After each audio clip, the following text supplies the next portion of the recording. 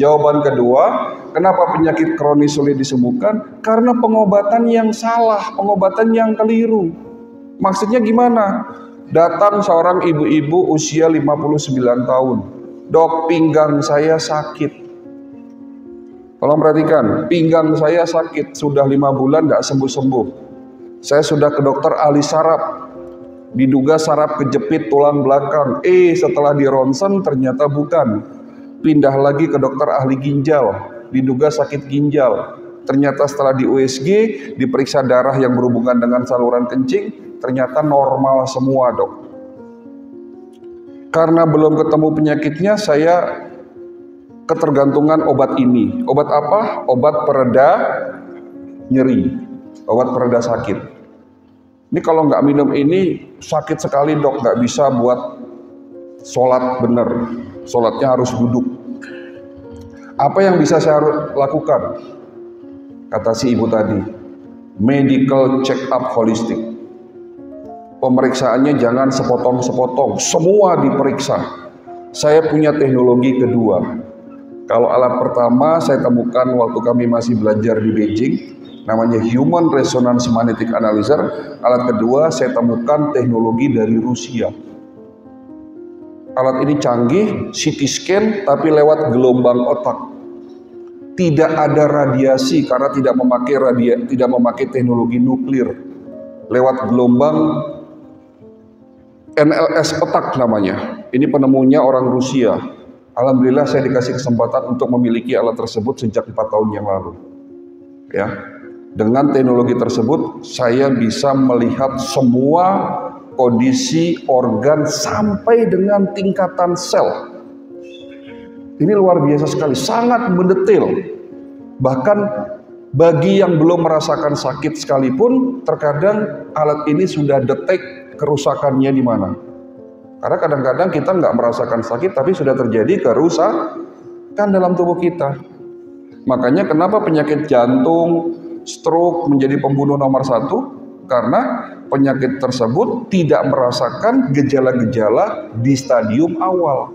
Tapi dengan teknologi 3D NLS Bioscanner alatnya, nama alatnya itu, ini sudah bisa detek adanya penyumbatan di bawah 10%, Pak. Jadi sangat mendetail. Alatnya tidak besar, hanya sebesar meja ini, lebih besar sedikit. Cara pemeriksaannya nanti tidur di sebelah alat, dipasangkan seperti helm ke kepala. Hasilnya berupa gambar-gambar organ 3 dimensi full color.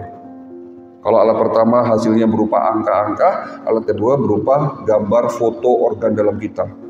Jadi kondisi otak 3 dimensi dari atas, bawah, kanan, kiri, tengah, jantung juga begitu, paru semuanya terlihat.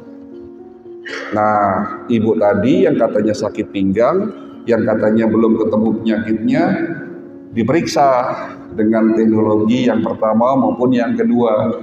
Di situ saya bisa menentukan diagnosisnya. Ternyata penyebab sakit pinggangnya karena infeksi di rahim. Setelah tahu penyakitnya infeksi di rahim, baru saya urak-urak kasih resep obatnya.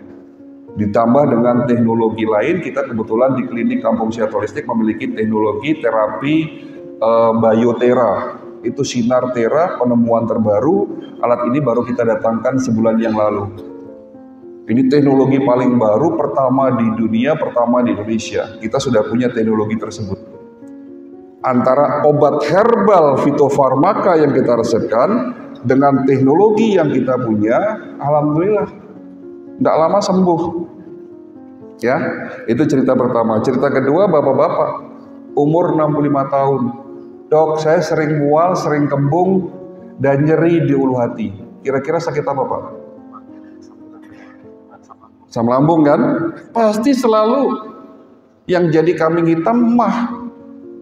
Kalau mual, kembung, nyeri, oh asam lambung, oh sakit mah. Kalau bapak sakit mah minum obat apa? Proma. Ya enggak salah, benar kalau sakit mah ya minumnya Proma, Polisilen, Milanta gitu ya. Tapi kalau sudah 3 bulan enggak sembuh-sembuh, masa ya diterusin? Betul? Diperiksa, Pak. Nah, kita lakukan pemeriksaan secara holistik dengan teknologi yang ada di klinik kami, ternyata bukan sakit mah, tapi sakit batu empedu. Nah, kalau sakit batu empedu sembuh nggak pakai peromah? Sembuh nggak pakai polisilin? Sembuh tidak pakai omeprazol, domperidon, dan semua obat-obat mah? Tidak sembuh. Karena penyebabnya batu empedu. Alhamdulillah dengan teknologi yang kita punya, tanpa operasi, batu empedunya bisa dihancurkan dan tentunya berakhir sembuh. Cerita ketiga, ibu-ibu masih muda 30 tahun. Keluhannya apa, Bu? Dok, sakitnya tuh di sini katanya. Sakitnya tuh di sini. Suaminya kawin lagi, Bu? Enggak, Dok. Saya divonis ada kebocoran jantung. Loh, masih muda kok sakit bocor jantung, emang keluhannya apa, Bu? Saya beberapa bulan terakhir sering sesak, napas pendek, kalau mau tidur itu ngap, dada ini terasa penuh. Loh, yang menyatakan sakit jantung siapa ya? Dokter spesialis jantung. Buktinya mana? Ini dok, hasil pemeriksaan rekam jantung. Oh iya benar, ada kebocoran jantung menurut hasil rekam jantung. Apakah diagnosisnya salah? Ayo kita buktikan dengan pemeriksaan scanning. Seluruh organ kita periksa, ternyata untuk kasus ketiga benar diagnosisnya bocor jantung, tapi kurang diagnosisnya. Maksudnya kurang kenapa? Ternyata bocor jantungnya itu disebabkan gigi berlubang. Kok bisa? Bukan gigi berlubang menyebabkan kebocoran jantung, tapi infeksi kuman yang ada di gigi tersebut yang namanya streptococcus kadang-kadang suka hijrah. Kumannya hijrah lewat darah, nempel di klep jantung, klepnya jadi kaku, buka tutupnya tidak sempurna. Itu bisa disebut penyakit jantung rematik namanya. Kadang-kadang gejala penyakit jantung bocor itu atau penyakit jantung rematik itu disertai linu-linu di seluruh tubuh. Kalau pindah lagi ke bawah itu bahaya, nempel di ginjal kita bocor, gagal ginjal. Tolong perhatikan, pengobatan holistik bukan menghilangkan rasa sakit, tetapi mengobati penyebab sakit itu sendiri. Sebelum saya menjawab pertanyaan ketiga, kenapa penyakit kronis sulit disembuhkan, saya mau bertanya. Ini kuis, yang bisa jawab pertanyaan saya kasih hadiah. Mau hadiah apa, Pak? Mobil. Saya nggak mampu ngasih mobil. Nah, oke, kita sepakat. Saya akan memberikan satu orang yang benar menjawab pertanyaan saya, medical check up holistik gratis. Buat satu orang yang benar, tunjuk tangan. Pertanyaannya, apa penyebab penyakit asam urat? Katanya kan banyak tuh, betul ya? Tapi saya mau ngetes, silahkan. Kurang minum air, kurang tepat, psikis, apa? Ketuaan, oh kejiwaan. Artinya orang sakit jiwa pasti kena asam urat gitu. Justru orang yang maaf di jalan-jalan yang stres itu tidak pernah sakit, Pak.